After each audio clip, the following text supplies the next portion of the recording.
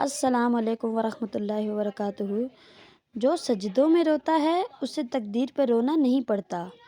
نماز کا رہ جانا دنیا کے ہر نقصان سے بڑا نقصان ہے۔ 2 نمازیں۔ رسول اللہ صلی اللہ علیہ وسلم نے ارشاد فرمایا، وہ شخص ہرگز آگ میں داخل نہیں ہوگا جو سورج نکلنے اور اس کے غروب ہونے سے پہلے نماز پڑھتا ہے، یعنی فجر اور عصر کی نمازیں۔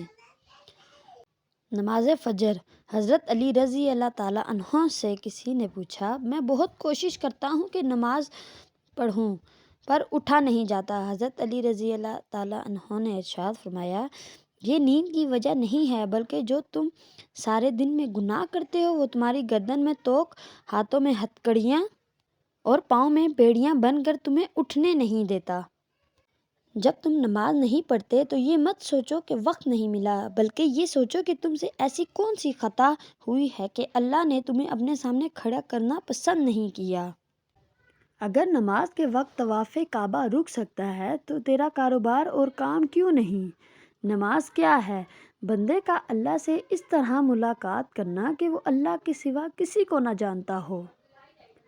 نماز ایسے پڑھو جیسے تم سے زیادہ کوئی گناہگار نہیں، بے شک اللہ سے زیادہ کوئی مہربان نہیں۔ نماز چہرے کا نور ہے اور قرآن دل کا سکون ہے۔ وضو سے شکل، قرآن سے عقل اور نماز سے نسل پاک ہوتی ہے۔ بے شک نماز ہی بہترین ساتھی ہے، دنیا سے قبر تک، قبر سے حشر تک اور حشر سے جنت تک۔ نماز اگر عادت بن جائے تو کامیابی مقدر بن جاتی ہے۔ تم سجدوں کو نہیں چنتے، تمہیں سجدوں کے لیے چن لیا جاتا ہے۔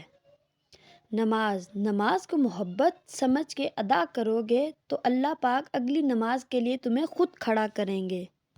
نماز میں اپنا دل لگانا سیکھو تاکہ اللہ بھی راضی رہے اور دل کو بھی سکون رہے۔